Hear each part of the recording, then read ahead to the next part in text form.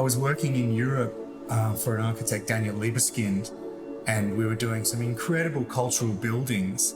Daniel's famous for the new Jewish Museum in Berlin, and then he designed the master plan for the World Trade Center after the towers came down. And there was incredible crystalline forms and incredible sculptural notions in public buildings. But when I came back to Australia, I looked around and I thought, that just doesn't work here. It was a wonderful experience, but those forms and those ideas and those concepts.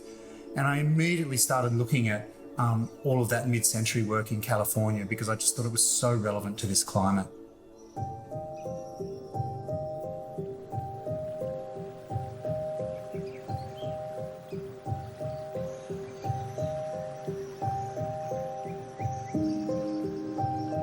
I am a mid-century baby, so I've always been influenced by mid-century design, strong lines, simple lines, and I guess that was my brief to Harley originally, just to pull off an amazing mid-century looking home.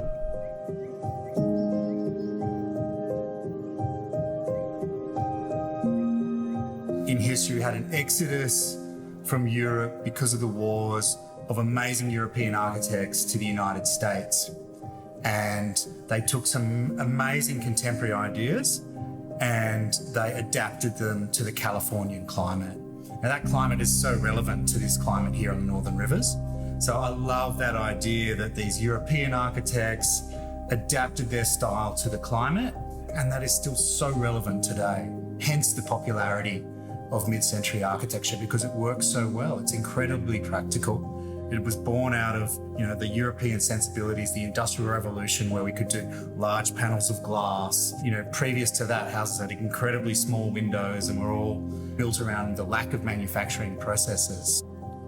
So Paul came to me, and I knew at the time that PJ was going to be joining the team early the next year, which was really exciting. I said to PJ, when are you going to start? When are you starting with us? And she said, I can't start till March because I'm going to go to Modernism Week in Palm Springs. At the same time, Paul, the client, told me he was. So they met in Palm Springs, which was really cool.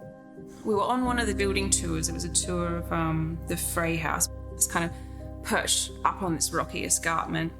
Someone says, PJ, and taps me on the shoulder, and it's Paul. And I was like, oh, great, Paul, nice to see you. And I thought, I better be my most professional self and make sure that this potential client thinks that I can do a good job of their house. And I've sort of come around the outside to try and get a really good angle of the house and take a photo. And I was kind of navigating my way through the scrub and kind of just flicked something with my hand like this. And then I looked up and I had this sort of cactus stuck to my hand and my arm. And then I turned around to my girlfriend that was with me, and she's from Florida. She was like, oh my God, you have a cactus stuck in your head. And then just behind her was Paul, the new client, staring at me with this massive cactus in my head. And I was trying to be cool, calm and collected as the person who's going to be designing his beautiful new home.